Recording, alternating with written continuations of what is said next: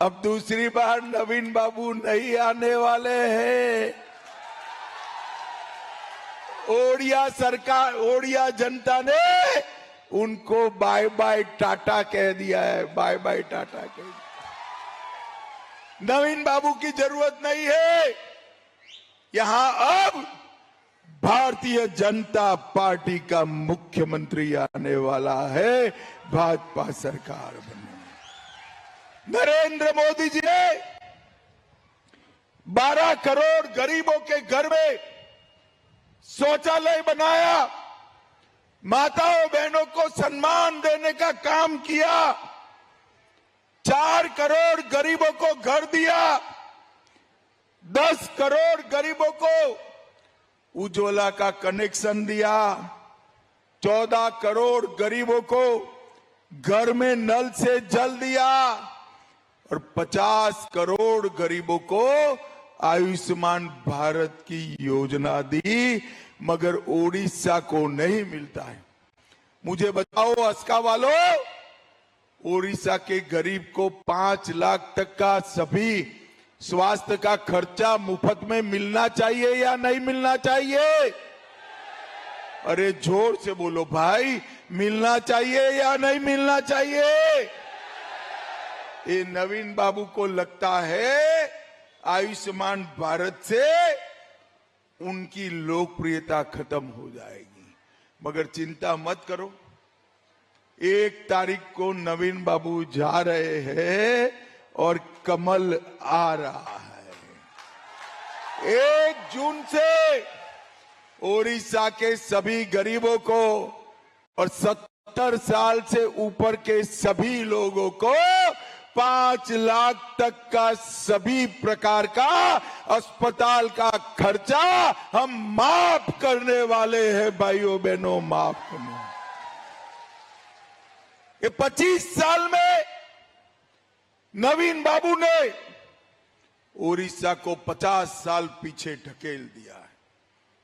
आज गुजरात देखिए, राजस्थान, मध्य प्रदेश देखिए, एक भी गांव ऐसा नहीं है जहां रोड नहीं है। उड़ीसा में आज भी 6412 गांव है जहां रोड नहीं है।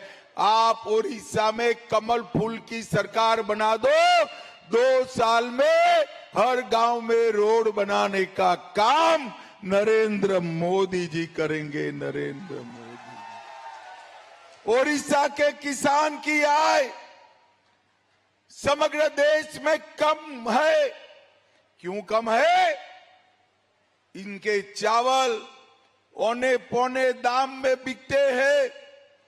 ये हमारा छत्तीसगढ़, आपके पास का प्रदेश, भाजपा सरकार बनी, छत्तीसगढ़ में 3100 रुपया क्विंटल चावल सरकार खरीदती है।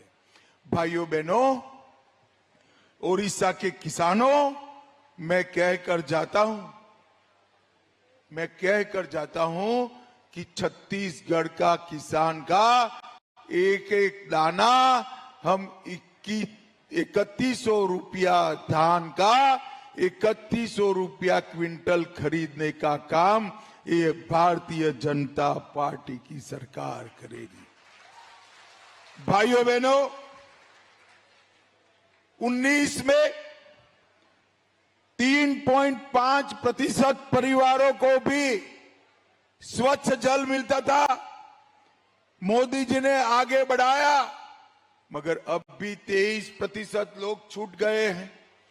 मैं उड़ीसा की माताओं को कहकर जाता हूं, भाजपा सरकार बना दो, 1 जून के बाद हर घर में नल से जल देने का काम भारतीय जनता पार्टी की सरकार करेगी। भाइयों बहनों, मुझे बताओ, मैं तो गुजरात से आता हूं, देश के दूसरे हिस्से से आता हूं, मगर उड़ीसा के ऊपर जैसे ही मेरा हवाई जहाज आता है, प्रभु जगन्नाथ को मेरा सर झुक जाता है। भाइयों बहनों, झुक।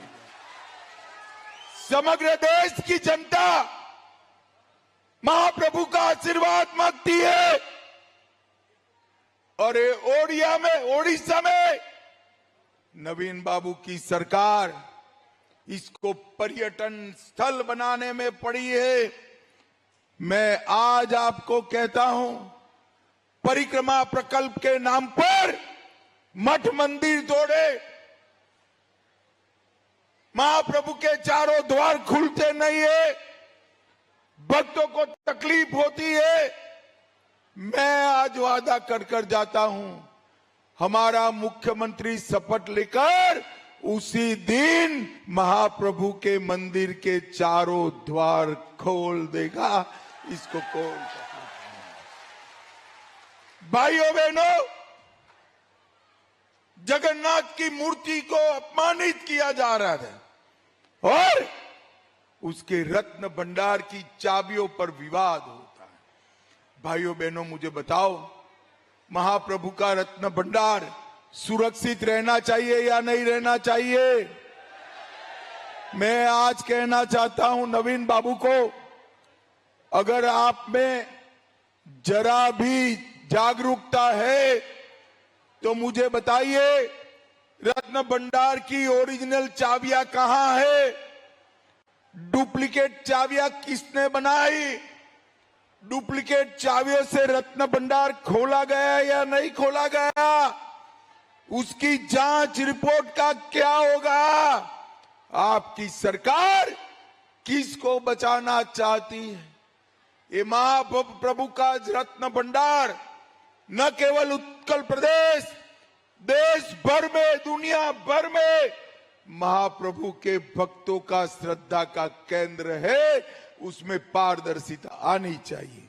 भाइयों बहनों, मैं आपको वादा कर जाता हूं, महाप्रभु के रत्न भंडार के जांच रिपोर्ट का खुलासा हम 6 दिन के अंदर कर देंगे, सरकार बनने के 6 दिन।